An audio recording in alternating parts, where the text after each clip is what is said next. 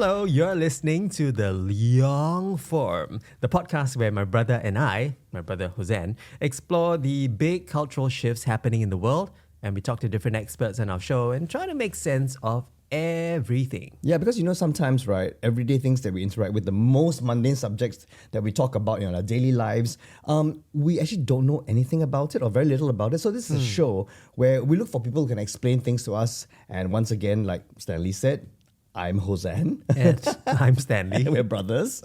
Yeah, this project actually is something that we have been talking about for quite a few years now. I believe it was last reported in the news in 2022. Wow.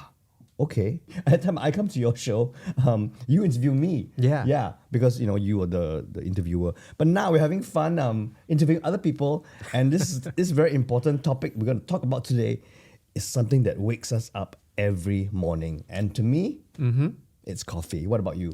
Coffee, apart from a toddler who screams and cries, "Mommy, mommy, milk!" Coffee would be something that you'd be the first thing that you want to grab. And start off your day with. Many people, in fact, actually kickstart the day with coffee, right? With a cuppa, or sometimes after lunch, you just kind of go into this After lunch, I don't dare. Mode. Some people just need it to jumpstart the afternoon. So, Singaporeans, we pretty synonymous with our kopi as well. So therefore, it shouldn't come as a surprise that many new cafes are dotting Singapore's coffee scape. And their menus quite sophisticated, if I can say. Some where you can even get to choose what beans you want, what brews you want. Yeah, it gets a bit confusing. And I think it's great that we have someone here. And I think it's your friend as well. Jonathan's your friend. Yeah, well, actually, I was more friends with his grandma. Oh, kind of. That's very weird. Grandma and grandpa. That's strange. Okay. But I kind of know his dad and mom too. So I guess I'm friends with 3 generations, if you like. Okay. So joining us in the studio now, we like to introduce Jonathan Teo. He opened Kyuukei Coffee in 2023. And their latest outlet, the second outlet, is at the Kada building over at Maxwell. Jonathan, welcome to the Long Form. Thank you for having me. Well, Jonathan, so 2 outlets. Yeah. Not easy, right? No, it's not. In a very short span of time, right? And because there's so many cafes in Singapore, they abound everywhere. Tell us perhaps why coffee and why did you decide to go all right, let's do this? I think that we can start off with all the pull. I love coffee, have done so for about 10 to 12 years. My cousin opened a cafe in Brisbane, and that was sort of my first experience and first exposure to really good coffee. The prevailing thought was, I did not know that coffee could taste like this. And then it was subsequently a chasing after that same high. But of course, nostalgia and sentiment play a role in that. The other pull was I've always wanted to run businesses. You sort of charter your own path and you have radical ownership of whatever comes out of it. The push was that I was in the corporate life for about 3 years and shot straight up. But that was sort of like 25 trips a year. Oh. So I think that became a bit too much. And all those things came together and I decided, hey, I know how to brew coffee. I had been doing so for about 10 years at home. Why not? Let's try that out. Started as a coffee cart. Mid 2023 while I was still working actually. Okay. Then opened the cafe and now we have 2. Right. Wow. The allure of the bean. I mean, the beans, it's a yes. very radical, career move that you made. You right? bean around. Oh dear. It started the puns. So yeah, well done on that very brave move. But you talked about Australia and Brisbane and that cousin influence of yours. Had you not had a cousin doing cafe business and brewing coffee in Australia and having interacted with that cousin, would you have even thought about doing business with coffee? I reckon so. I think it was going to happen one way or another. I think around the same time, one of the incumbents in Singapore that I was frequenting was Nylon Coffee. But I think it was really that spark moment that caused me to then venture out within Singapore and Australia again to seek out better coffee. I think at that point in time, I had a sort of rating system in my head with that visceral experience with my cousin being a 10. Then after that, everything was sort of like a 8.5. Wow. 8. Well, the standard Goes down from there. Cannot. No, but for sure, I've definitely had some fantastic coffee in Singapore. I don't know. It's almost like a what if. I think I would have still ended up in the industry just because hyperfixation, the addiction to caffeine, all of that would have come together at some point. It's very interesting that you talk about the coffee that you fell in love with it and in Australia. Now, let's bring you back to Australia, because same, right? The Melbourne coffee, the coffee in Sydney, wherever. Brisbane. How come suddenly Australia became this coffee, mecca? Before that, I mean, everyone goes to Italy because the espresso was wonderful. And having said that, so strangely enough, France, to me, because when I studied there, the coffee isn't that great, even though it's just next to Italy. But Australia, suddenly, it's like a coffee mecca of the world, and then it's influenced Singapore. So why? It really happened in a very interesting place, because I suppose we can walk through the 3 waves of coffee that have happened so far. Okay. First wave being the advent of instant coffee and vacuum sealing. So that meant that coffee could be shipped abroad from source to places where there was affluence and consumption. And I suppose at that point in time, the focus was on quantity and not quality. So there wasn't so much distinction between where coffees came from, what process they had been through, and really trying to make a consistent product as your Nescafe Golds are, your Nescafe or regular instant coffee is. The second wave would be sort of the adoption and importing of Italian culture. That's where Starbucks comes about. Okay. So they're firmly within the second wave. They've started to increase the quality versus quantity, but at the same time, there's still only so much you can do when trying to make a consistent product. Right. Like the way that I put it is when people say, "Oh, I want it roasted dark." What happens when you roast coffee dark is that you start to converge in terms of taste. They start to taste very similar to one another. Lastly, the third wave is more on ethical sourcing, direct sourcing. So then working with individual farms, caring more about the process that the coffee's been through. And we can maybe talk about that in a little bit. But some names that you might have seen on the coffee bag: natural process, honey process, wash process. So those are just different processing methods from the whole coffee cherry before it gets shipped out. That's a lot. Right? Yeah. Then what about the kopi that you drink from the kopitiam? That would be what? That would be Robusta. Robusta beans. And that's actually, interestingly enough, I think that Nanyang coffee, they use the Robusta bean, which is known to be quite grainy in taste. So like oats, they roast it really dark. They add a bunch of sugar and butter to add a caramel to the outside of the beans. I didn't realize that. Yeah. They add butter. Ben said that from Seramban, his family, they used to add pineapple as well in the mix. That's new. Yeah, I was like, what do you mean pineapple flavor? But you don't really taste pineapple, so I don't know how it all works. So the difference between these beans, how many types of beans are there? So off the top of my head, there is Liberica, there's Eugenioides, there is Robusta, there is and Arabica. Arabica is actually a hybrid between Robusta and the Eugenioides. Eugenioides are these tiny, cute little tiny little coffee beans. You would think they're like the size of green beans. And fortunately for us, they have hybridized with Robusta.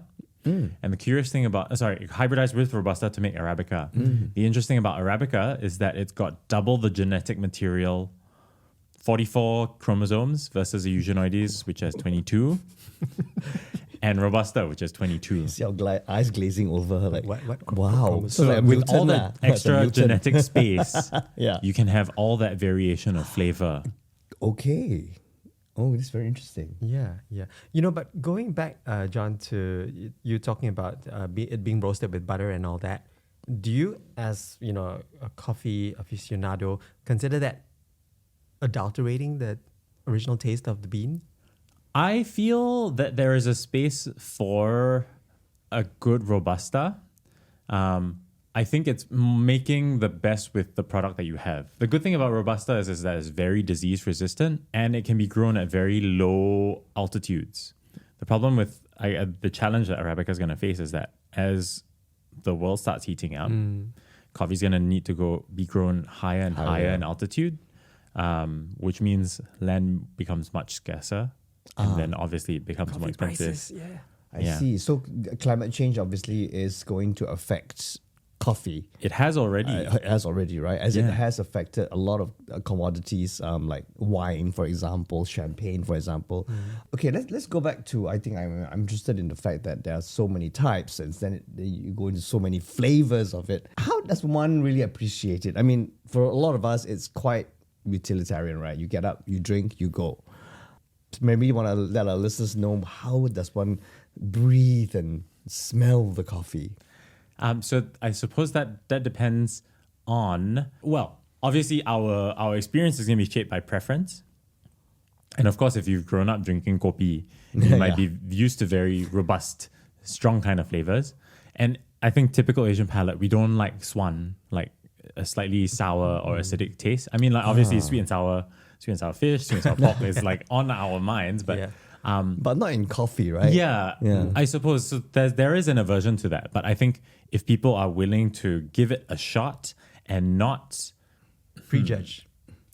Prejudge or sort of block yourself out from a certain experience. You can experience it and then dislike it at the end, right? But you should still give it a shot because if I had refused that experience, I would not have broadened my vision to what else coffee could be, right? So I think then the next step would be going to your local coffee shop and looking at a bag. And usually you see these tasting notes. A lot of people have asked me when they see our tasting notes, it's like, is there really lychee in this coffee?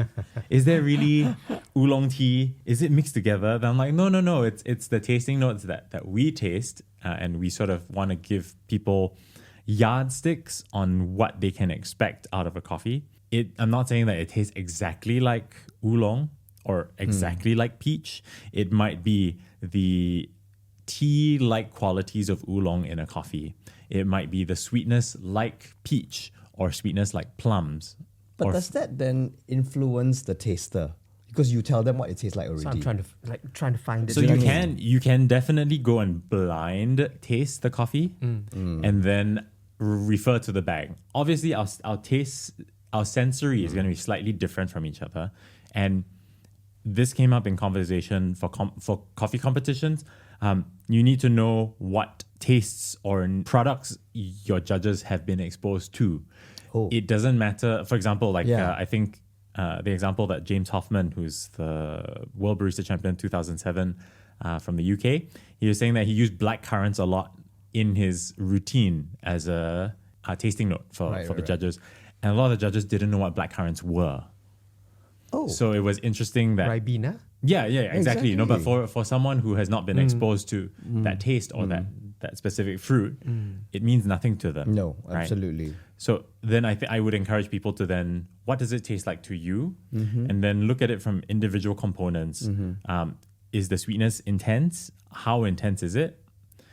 Is the acidity intense? What does it remind you of in terms of like fruit? Because there are some defects in coffee that might taste like acetic acid, which is like vinegar. Good ones would be malic, which is the kind that you have in apples, citric, which is in your citrus, and the list goes on from there. Wow, very interesting. All right. You talked about also how prices of coffee is going up.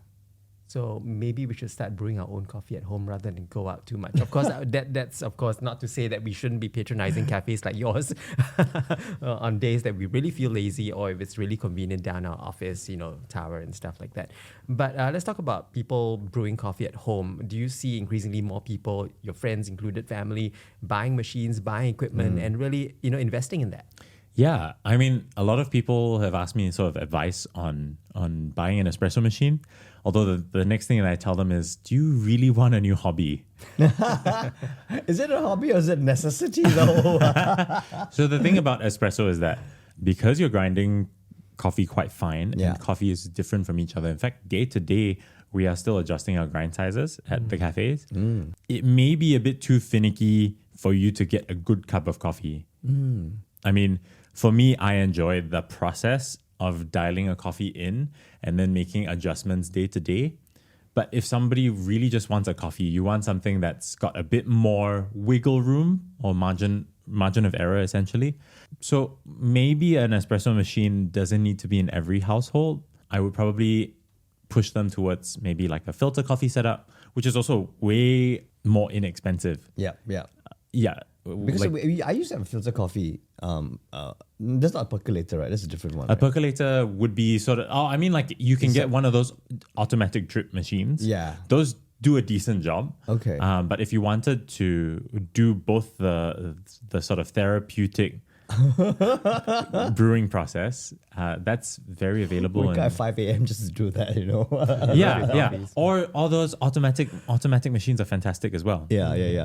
But the for me, and that's just my personal taste, I find it too dilute, too watery, because it's just, and when I look at it, right, so the color looks really wrong. Oh, we call that longkang cui. No.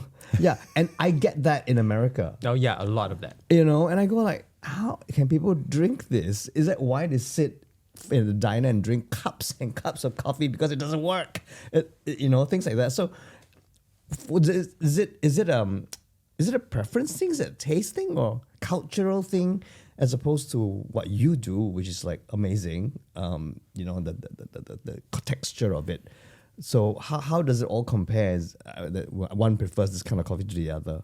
Yeah, so I think since you mentioned the diner coffee, I think another place that you could get that kind of coffee would be McDonald's. With the heated carafes. Heated carafes. Yeah. So they are brewing one batch and keeping it throughout the day, or refilling only when it's emptied. Right. Whereas, there's no good way to reheat coffee. Okay. As you heat it again, you are losing volatile compounds. That's why it loses its strength. Okay.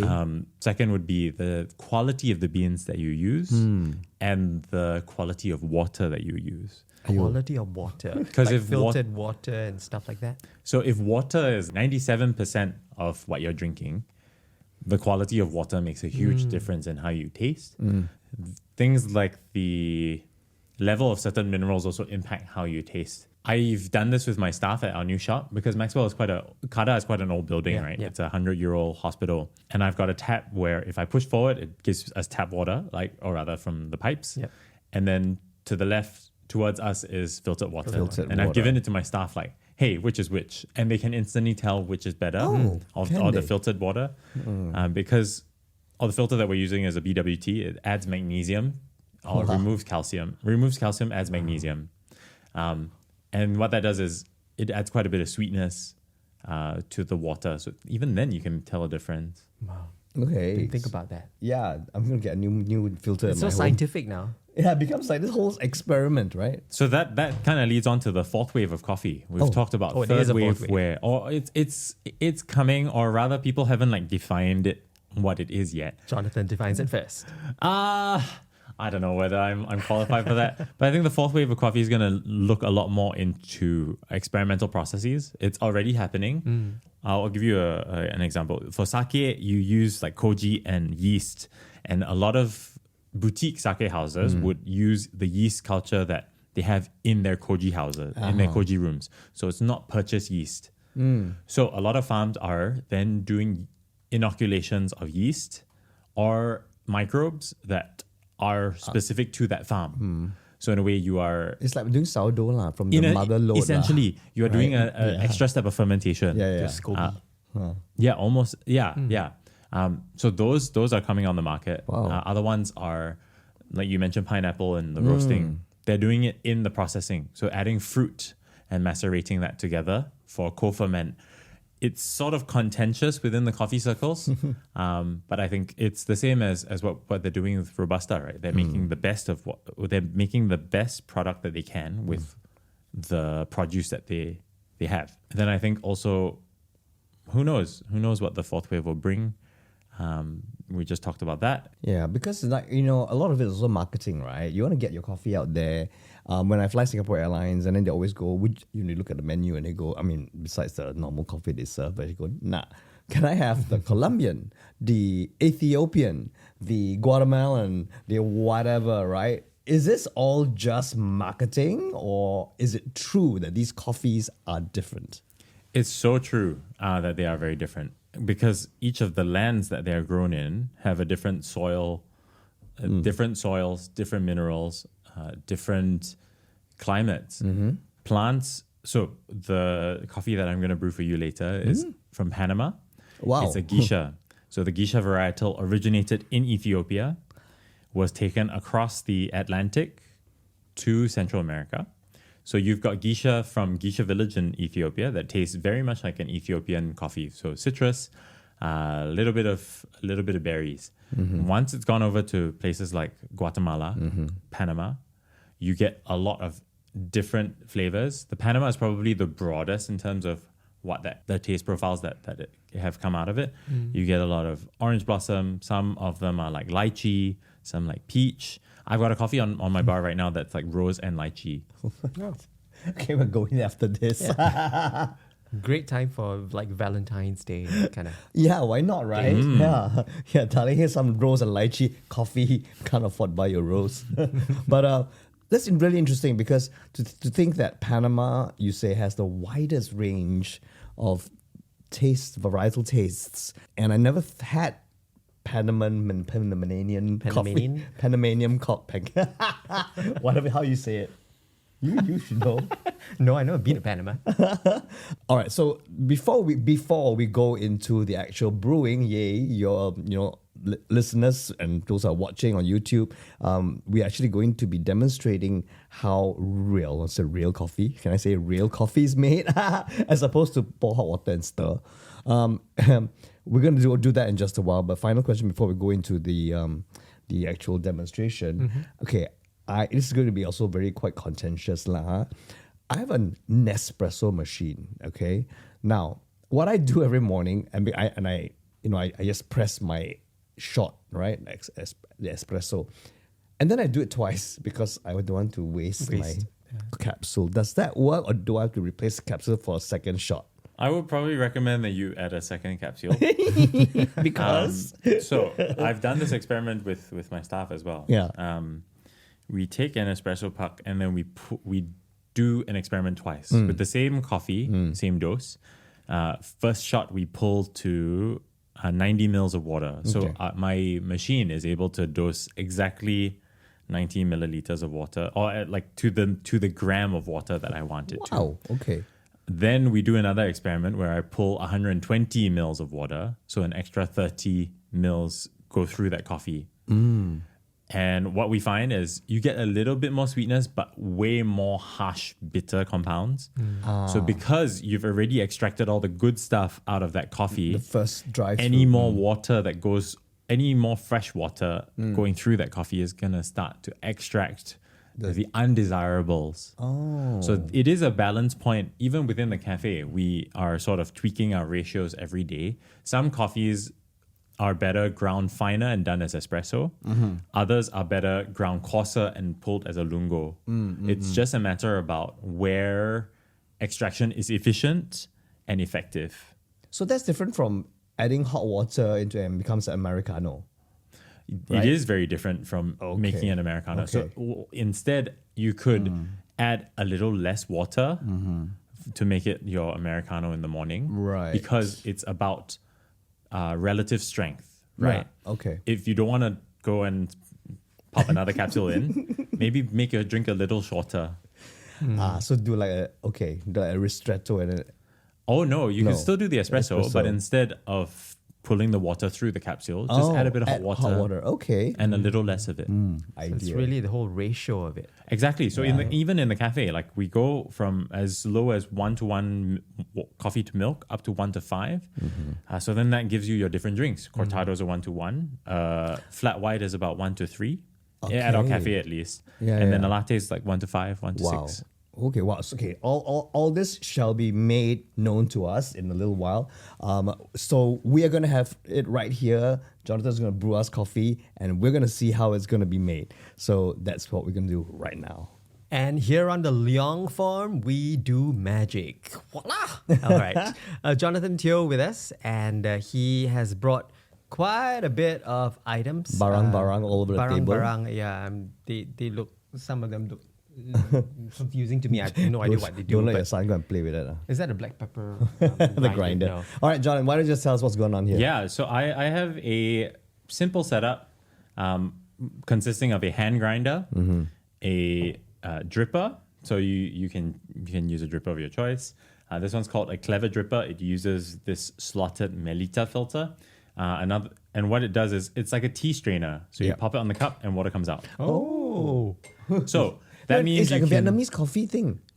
Kind Right, of. kind of, right? Kind of. They Kind put of. that. Okay. Yes. So the good thing about the clever dripper is that it's sort of like steep coffee like tea. So this method of extraction, I call it, it's immersion rather than percolation. Percolation is fresh water through the same grounds of coffee.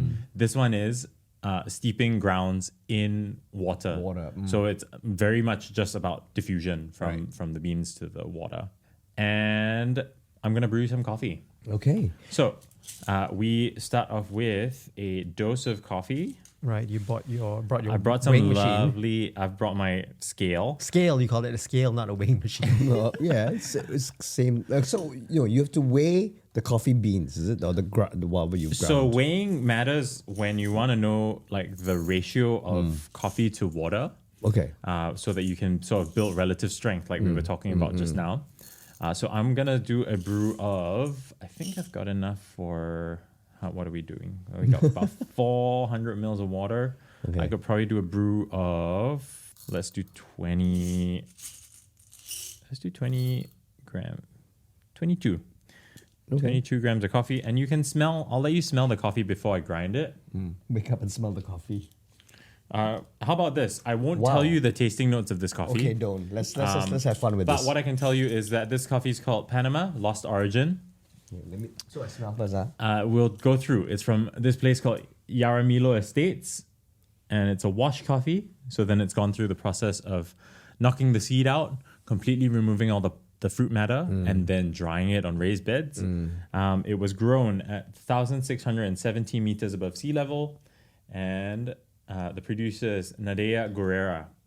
So Well, you know that means nothing to us, right? I know, but as in I'm just saying that in the third wave of coffee, it matters a lot where the coffee comes from see. Okay. and the relationship with the farmers. Okay, fair enough. So, Reach out and take a look at this. but the tasting notes are there, so Don't avert you your can't read. gaze. You cannot read the tasting notes. Yeah. You're supposed to blind taste. Anyway, you can't read. Like you didn't I bring can't reading read. I glasses. didn't bring my reading glasses. So the way that the grinder works is that I can adjust the grind size, and you'll see this burr move in and out. So then that also adjusts how coarse the coffee is ground. Okay, so for listeners, what's happening is it looks like a pepper, basically like a pepper grinder, like it's a Yeah. hand grinder, and John said you can always decide how coarse or how fine you want to grind. So, and it looks, there you go, grinding the beans. Well, it's very ASMR. ASMR, is that what it is? Yeah. Is this the first time you've had sound effects on the Leong form? Yeah, well, we'll see. We'll see what happens because we have a lot of episodes coming up where we have lots of other exciting sound things to do. effects, Yeah. So how long do you have to Yeah. grind it for? I mean, do you know when it's to the level of what you want? Oh no, so it's only grinding the whole beans into the Grounds, So that's okay. actually Powder. done. Okay, when it this stops making noise. Exactly, Oh my because all the gosh. beans go through the buzz. Ah, So then I can just pop that out, and you guys can smell this again. okay. like. Let's see. Do you smell lychee? We are don't cloud my smell nose, please. My smell nose. So then what I'm doing next is calculating. I smell put 22.2 grams, It's amazing. It's okay. 17 ratio. No, So let's, we're gonna look for I'm gonna 3. write down my taste. Well, I think it's tasting my tasting. So the kettle has been boiled. How many degrees? How did you know it was ready? So I went straight to boiling just because I knew it was going to be off the hob for a little while. The impact of temperature on how a coffee tastes is lower temps usually lead to a bit more sweetness.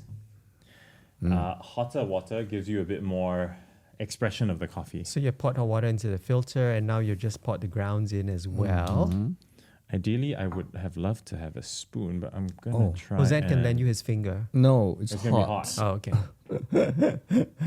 All right. We'll And then I'm going to spoon. start a timer as well. Oh. I'll try and spread the grounds as much as I can. All right, we might be able to bring in a We'll spoon. go soon, grab some. Yeah, don't worry. Don't burn your finger. But it's not 100 degrees anymore. Still, I still see steam coming out. So it looks interesting because I've never seen anyone do that before. Normally, like you say, it's always water going into through the grounds.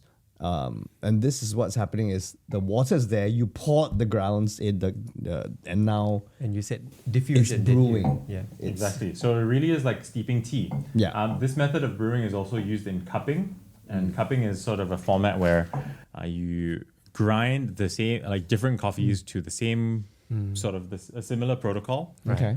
And then you compare and sip coffees. Just Let's one have a will do. spoon. Thank you. Yay. Thank you so much. Right. Thanks, Jam. We've got a Spoon is in the house. So what I'm doing is breaking up all the clumps. Just Yeah. make sure all the coffee is. Sinks to the bottom. Yep. And And then how we'll long leave do you that. have to steep it in? So this for? is going to be steeped for 2 minutes. Oh, okay. Although with the temperature drop from Drops. just now, I might leave it a little longer. Then if that happens, because sometimes I go to a cafe and I order a coffee and I always hear them going, I want an extra strong flat white hot, as opposed to what? As opposed to not so hot. So yeah, see, some people want their drink like very, very hot, mainly because they want to. Oh, I shut the time off. They just want to have it warm for longer. Okay. But I think we try not. I mean, we'll oblige as much as possible, but there is a point where milk starts to denature. Like all the proteins start unwinding because it's reached too hot of a temperature. And that happens around like 65, 70 degrees Celsius. So I think normally what I'd say is we'll do it as hot as we can. Or, yeah. Just because, like, if you've ever had like a very chalky taste in coffee, that's usually because the milk was either re-steamed or that's not very good. or was steamed a bit too hot. So then there's this film on top of it as well that starts to form on the milk. That happens when you cook it, yeah. Yeah. When you make like ricotta and you like heat the milk for too long, or your bechamel. So what I'm gonna do now is I'm gonna release all the coffee into my tumbler. Oh, so once you... Oh, wow. So really like a tea It is. server. Okay, if listeners, you're hearing that, we are not in a toilet. Okay. Just saying.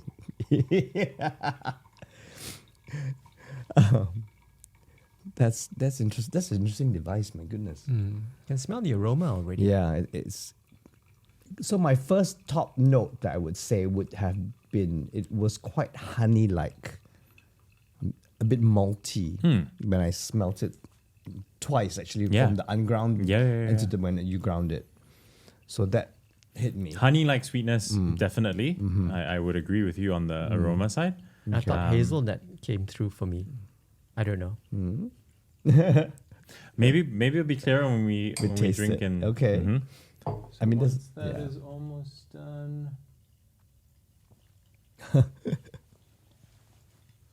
Wow, so this would be like the And freshest brew you can make for yourself and bring it to the office in your tumbler. So yeah, exactly. This setup would be great for someone that just wants to set and forget. I mean, even if you wanted to sort of compromise and grind your coffee at home, keep it in a container, and then brew it at the office. That's Then totally. do you have to keep it in the fridge or a freezer or something like that, or just leave it in the cupboard? beans? Yeah, I mean, you grind it, pre-grind it. Pre-ground. You can. So the thing about coffee is once it's ground, obviously you're starting to lose Oxidizes. volatile compounds from the get-go. No problem. Wow. So I'm looking at it. It looks, It looks like very Gao Chinese tea. yeah, the color is very Chinese tea actually, which I'm not used to because like I said, when I drink the coffee, I like it to look nice and, Yes, and dark, rich and, yeah. and oomph, right? Okay. And so what, do I do it like wine? You can. You swirl it. I usually do that myself, like just sort of have it between my palate and tongue. Okay, quite interesting. It has a bit of a tea-like quality to it. A bit sour. It's a bit of a sourness to it. But the acidity isn't that much. When you taste something sour, your brain goes, acid, but doesn't come across like that. What about you, Stan? I don't taste the sourness as much as the bitterness, but I guess all coffees are bitter in some. I wouldn't describe it. Would you describe it as bitter? No. I wouldn't describe it as bitter. Unless it's gone bad. Coffee bitter like burnt, bitter right? gourd. Bitter like bitter gourd? I don't think so. There is a florality as it's starting to cool a little bit. What's that? That thing, that flavor, it's slipping my mind now. The sourness of that comes through, but So there is a sweetness, I would say, almost like a very delicate stone fruit. It's where I can tell you it's tasting is like just past the tip of my tongue, and then roughly the hard palate-ish. Yeah, interesting. Almost like peach between the palate and the tongue. When you have like a white peach and you sort of draws a bit of saliva from you because of the tanginess. The tanginess, that's right. Oh wow. Maybe my tongue isn't as sensitive. You need to be trained Yeah. in everything. I'm Wine a noob in la, this. coffee la, tea la. We'll have a lot of those episodes coming up.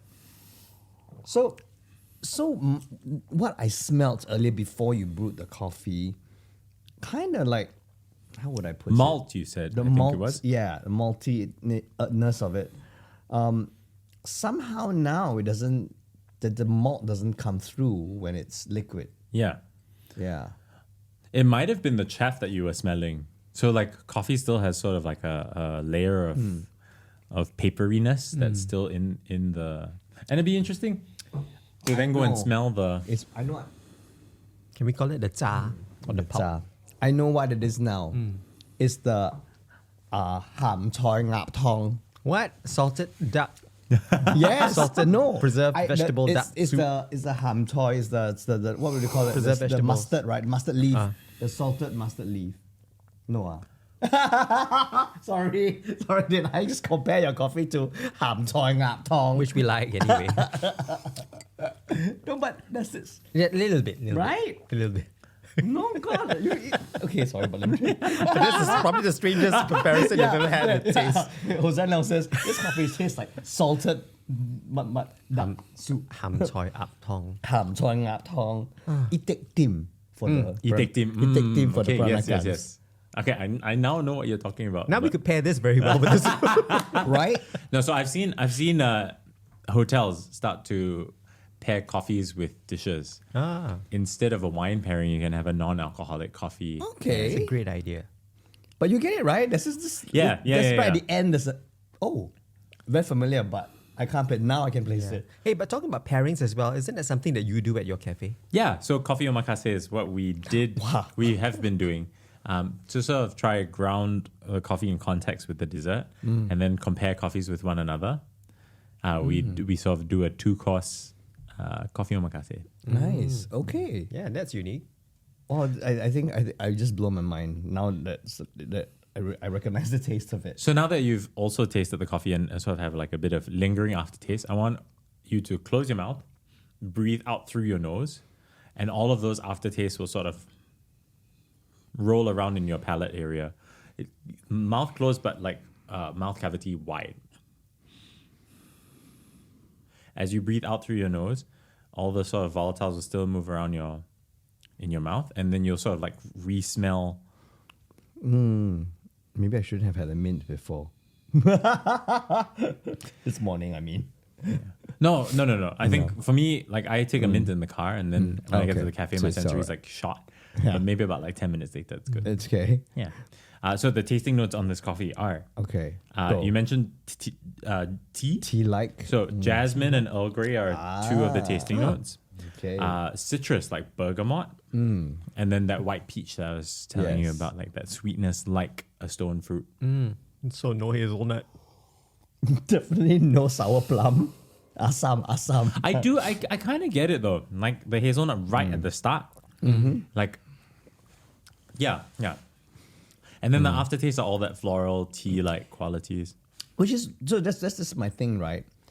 Now that you've explained it and I've seen the process, I appreciate this coffee. But if you were to serve me this coffee or randomly in some wherever, cafe, I'll go like, why is it so watery, dilute, and not understand it? So for a lot of listeners today listening to this and wondering how to get this, and is there where does one go and buy these things? Yeah, so if you go to a cafe, I suppose if you wanted to drink something like this, you could try and find a place that does filter coffee. Okay. The broad term, or another word would be pour over. In Australia, I think like if you got filter coffee, it's only batch brew that they'd serve you. Right. Some places do pour over, which is hand poured coffee. That is the predominant mode of filter coffee in Singapore. Obviously, different places have different coffees and use like different equipment, different drippers. But that's where I'd start.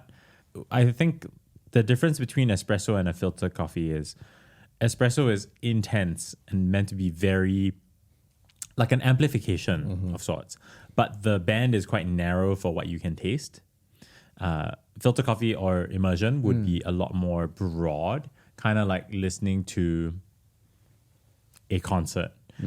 Something we talk about in like the hi-fi space, sound stage, how you're able to hear each instrument separately.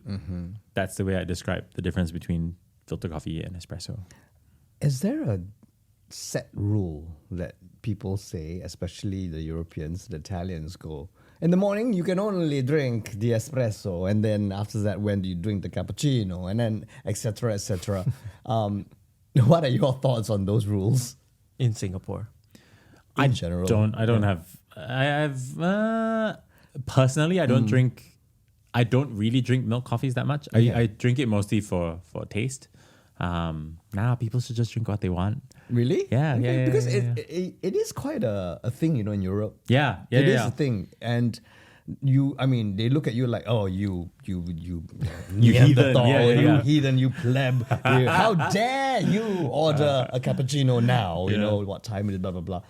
So because Stanley and I will be heading to Europe sometime this year. So Oh dear. yes, so please learn. I shall. Don't get a cup thrown at our heads. I shall. And one final thing, John, before we let you go to the real brewing happening at your two outlets. If we're going to be storing these beans, whether ground or not yet grounded, what sort of conditions should it be stored in? In a freezer and not in a freezer, just in a cool cupboard space? So I think let's start off with the coffee beans shelf life. If you're brewing for espresso, you have a fairly narrow window between the second week of post roast to week 6 post roast. So you have a month-long window to drink your coffee. Even though it's vacuum packed.